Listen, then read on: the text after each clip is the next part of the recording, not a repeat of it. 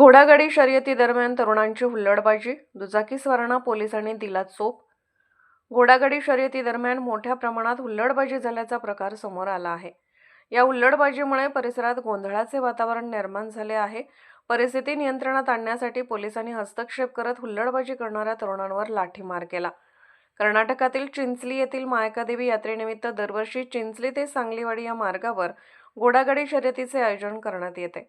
यंदाही मध्यरात्री चिंचली ते सांगलीवाडी दरम्यान घोडागाड्यांची शर्यत सुरू झाली।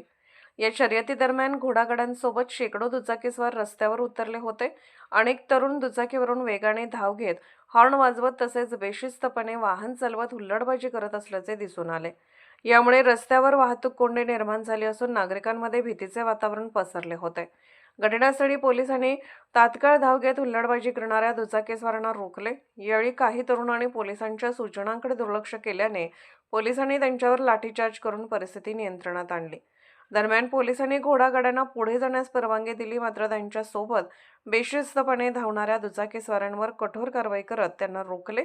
या कारवाईमुळे काही काळ परिसरात तणावाचे वातावरण निर्माण झाले होते।